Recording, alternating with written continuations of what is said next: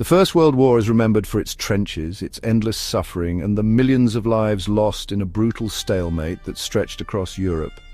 The images of mud-soaked soldiers, barbed wire, and shattered landscapes have come to define the conflict in our collective memory. But what if history had taken a different turn? What if the war we know so well had unfolded in a way no one expected, rewriting the fate of nations and the very shape of the 20th century? Imagine a world where in the autumn of 1914 Germany achieves a swift, stunning victory in France. No trenches, no drawn-out stalemate, just a lightning campaign that topples the French government in weeks. The German army, emboldened and triumphant, stands at the gates of Paris, reshaping the balance of power in Europe overnight. Britain, reeling from the collapse of its continental strategy, suddenly finds its own shores vulnerable. The shockwaves ripple through London as politicians and generals scramble to respond to a threat they never truly believed possible. In this alternate history, German stormtroopers land on British beaches for the first time in centuries. Artillery thunders over the Sussex Downs, and the tranquil English countryside is transformed into a battleground. The nation faces its greatest threat since the days of Napoleon, and the fear of occupation becomes a chilling reality. This is not just a story of military strategy, but of a nation's desperate fight for survival on its own soil. Civilians rally to defend their homes, families huddle around radios for news, and volunteers flood recruitment centers, determined to resist the invaders at any cost. We'll follow the key moments of this fictional invasion, the shock of the first landings, the fierce resistance that follows, and the critical role of the Royal Navy as it battles to keep the seas free and protect the homeland from further assault. As the tide turns, we'll witness how Britain claws its way back from the brink of defeat, how courage, ingenuity, and unity help repel the invaders. And as a defeated German army retreats, the entire course of the 20th century is altered, with new possibilities and dangers emerging from the ashes. This is the story of a war that never was, but one that could have changed everything we know about our world. A reminder of how fragile history can be, and how different our lives might have been. Germany's Schlieffen Plan aimed for a quick knockout of France, but in reality it failed, halted at the Marne, bogged down in trenches. But what if, in this timeline, everything goes right for Germany? Belgian fortresses fall quickly, French lines collapse, and the British Expeditionary Force is swept aside. Paris falls by October 1914, France sues for peace in less than 3 months. Europe lies at Germany's feet, and Britain's worst nightmare comes true. A hostile power dominates the continent. The British army is shattered, and the Channel, once a shield, now feels perilously narrow. With France defeated, Germany turns its full might toward Britain. The war is far from over. It's about to enter a terrifying new phase. The stage is set for an unprecedented invasion. Britain must now fight for its very existence. With France subdued, German confidence soars. The Kaiser's armies, emboldened by their swift victories on the continent, now set their sights across the Channel. The dream of conquering Britain, long considered impossible, suddenly feels within reach for the German High Command. In secret war rooms, the High Command meticulously plans Operation Sea Lion, a daring, full-scale invasion of Britain. Every detail is scrutinized, from logistics to timing, as German strategists know that success depends on flawless execution and the element of surprise. The key to the operation is neutralizing the Royal Navy, the world's most powerful fleet. Without control of the seas, any invasion would be doomed before it began. Unable to win a direct battle against the British fleet, Germany unleashes its deadly U-boats. These silent predators prowl the Channel, seeking to cripple British ships and create a fleeting window for invasion. The fate of the operation rests on their success. In April 1915, under cover of darkness, a massive German flotilla silently crosses the Channel from Calais and Boulogne. The night is tense, every sailor aware that history is being made with each passing wave. U-boats have already sunk key British warships, forcing the Royal Navy to pull back and leaving the coast dangerously exposed. The once mighty British fleet is now scattered, struggling to regroup as the enemy approaches. As dawn breaks, German cruisers unleash a thunderous barrage on the beaches between Folkestone and Rye. Under the cover of smoke and chaos, elite troops storm ashore, determined to secure a foothold on British soil. The British defenders, outgunned, outnumbered, and unprepared for such a bold assault, are quickly overwhelmed. Desperate resistance gives way to confusion and retreat. German boots touch English soil for the first time in centuries, marking a moment that will echo through history. The impossible has become reality, the invasion has begun, and Britain is caught utterly off guard. News spreads like wildfire, sending shockwaves through every city and village. Panic spreads and the fate of the nation hangs in the balance. Families flee, leaders scramble, and uncertainty grips the heart of the empire.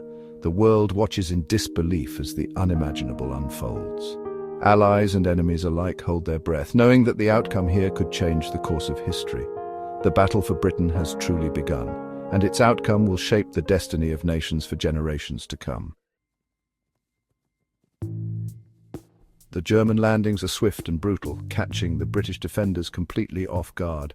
Waves of disciplined troops pour ashore, overwhelming the lightly armed territorial army with ruthless efficiency. The defenders, many of them weekend soldiers with little combat experience, are quickly pushed back by the sheer force and organization of the invaders.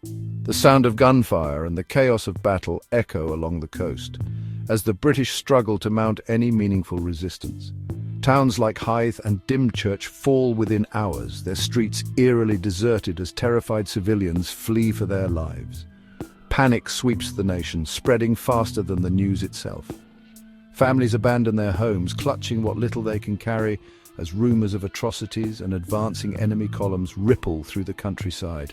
London reels in disbelief. The government, paralyzed by shock, scrambles to respond to a crisis it never truly believed could happen. Ministers and military leaders rush between meetings, desperate for answers and a plan, as the city's population braces for the unthinkable. Invasion on home soil, with most regular soldiers lost in France. Britain's defense now falls to hastily assembled militia, volunteers and raw recruits. Many are barely trained, armed with outdated rifles and little more than determination. Yet they are all that stands between the advancing enemy and the heart of the nation. The German objective is clear: seize the vital port of Dover, cut off London from the rest of the country, and secure a supply zone in southeast England. Their generals believe that a swift, decisive blow will force Britain to its knees before help can arrive. Battle-hardened German veterans push inland, employing new infiltration tactics that are unfamiliar and deeply unsettling to the British defenders. These soldiers move quickly and with purpose, exploiting every weakness in the British lines and sowing confusion wherever they go. But the rapid advance soon faces unexpected obstacles. Narrow country lanes, thick hedgerows that limit movement, and above all, fierce local resistance. Villagers, farmers and townsfolk band together, blocking roads and sabotaging bridges, determined to slow the enemy at any cost. Every village, every bridge and every crossroads becomes a strong point for desperate defenders. Makeshift barricades spring up overnight, and even the smallest hamlet becomes a battleground as locals dig in to protect their homes.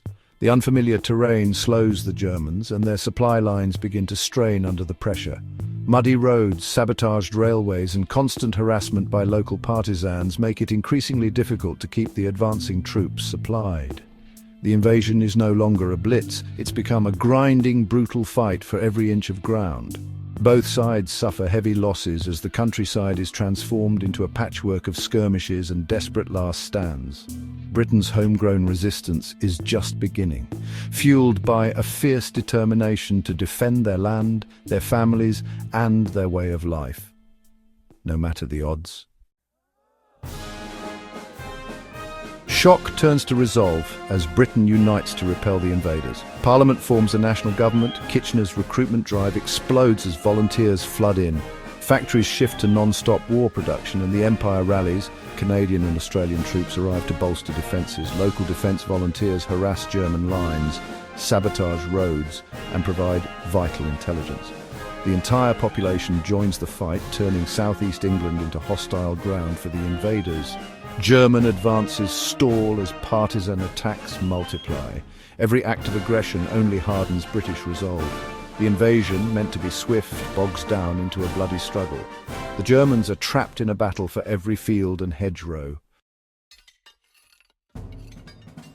The front solidifies into the Garden of England line, a jagged scar through Kent and Sussex. Unlike the trenches of France, this is a war of ambushes, flanking attacks and savage close-quarters fighting.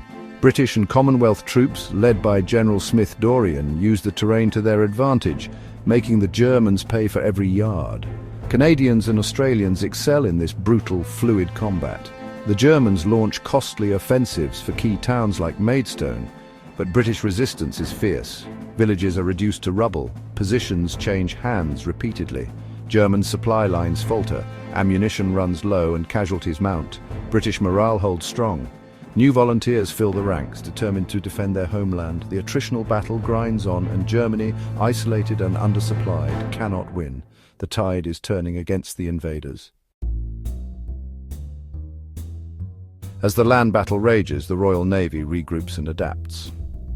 Admiral Jackie Fisher returns, introducing depth charges, patrol boats and convoy systems to counter U-boats. By late summer 1915, British destroyers hunt submarines relentlessly, sinking several and making the channel deadly for German vessels. The Battle of the Dover Strait sees British cruisers annihilate a German convoy, cutting off supplies to the invasion force. The German surface fleet retreats, unwilling to face the Grand Fleet. The Royal Navy regains control of the channel. The sea becomes an impassable barrier. The German army in Kent and Sussex is now isolated. No reinforcements, no supplies. The invaders become the besieged, their position hopeless. The question is no longer if they'll be defeated, but how soon. Britain's greatest strength has turned the tide. By spring 1916, the German High Command faces disaster. The invasion has failed. Over 100,000 German troops are starving and out of ammunition. British and Commonwealth forces launch a major counter-offensive, pushing the exhausted Germans back to the coast.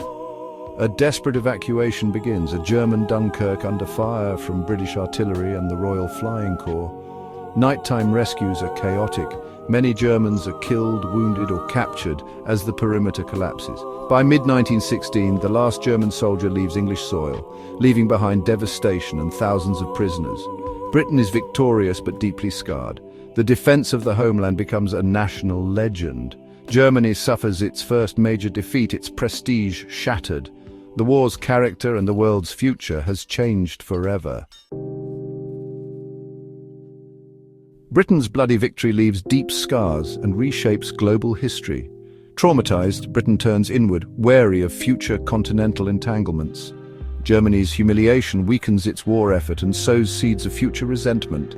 The empire's dominions gain new status, accelerating their path to independence.